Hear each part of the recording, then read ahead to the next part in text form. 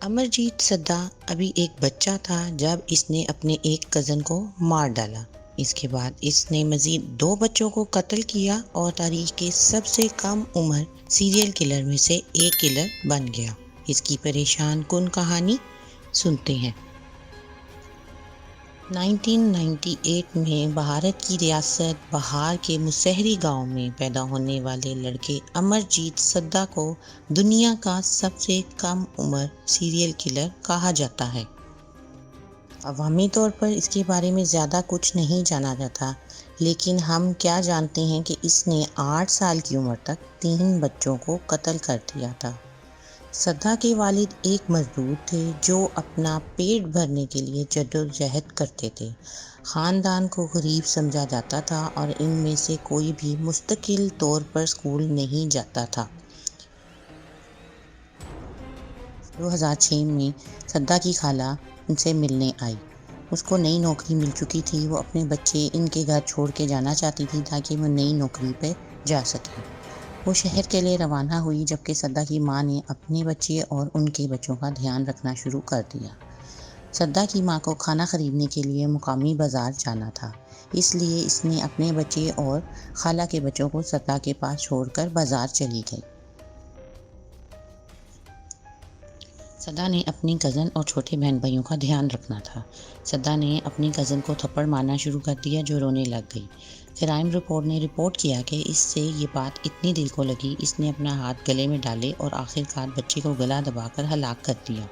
اس کے بعد اس نے بچے کو کہیں گھاس کے نیچے دفن کر دیا اور گھر واپس آ گیا۔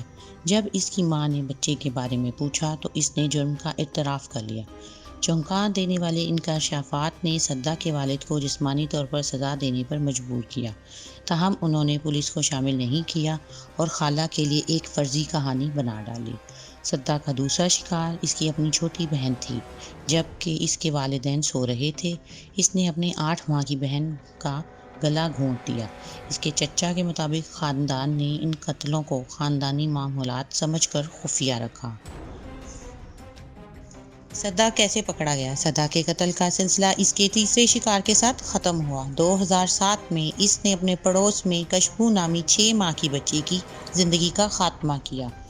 بچی کی ماں چنچن دیوی نے پولیس کو بتایا کہ وہ اپنی سوئی ہوئی بیٹی کو پرائمری اسکول میں چھوڑ کر گئی تھی، لیکن جب وہ واپس آئی تو اس کا بچہ غائب تھا۔ پوچھ گچھ کیسے شروع ہوئی؟ ایک بار حراست میں پولیس والوں نے کہا کہ سدھا بہت مسکرایا، لیکن بولنے سے انکار کر دیا۔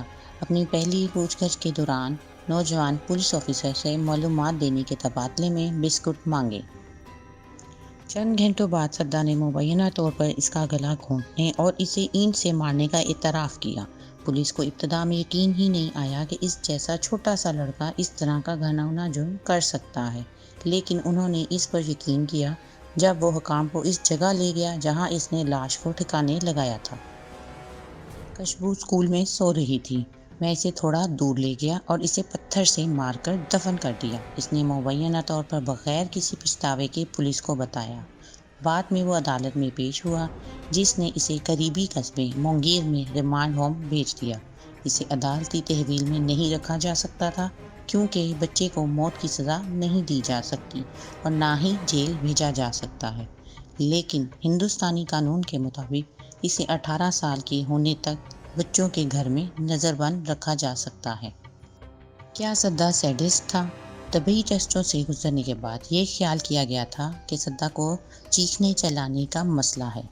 ٹائمز آف انڈیا نے اطلاع دی ہے کہ ایک ماہر نفسیات جس نے اس کا اندازہ لگایا تھا، کہا کہ وہ ایک سیڈسٹ لگتا ہے، اسے چوٹیں پہنچانے سے خوشی حاصل ہوتی ہے۔ اس کے بعد نفسیات کے ایک دوسرے پروفیسر نے کہا، لڑکے کو صحیح یا غلط کا کوئی احساس ہی نہیں تھا۔ اب سدھا کہاں ہے؟ رپورٹ کے مطابق 2016 میں سدھا 18 سال کا ہوا اور اسے ایک نئی شناخت کے تحت رہا کیا گیا۔ 2023 تک اس کی عمر تقریباً 25 سال کے قریب تھی اور اس کا ٹھکانہ ابھی تک کسی کو معلوم نہیں ہوا۔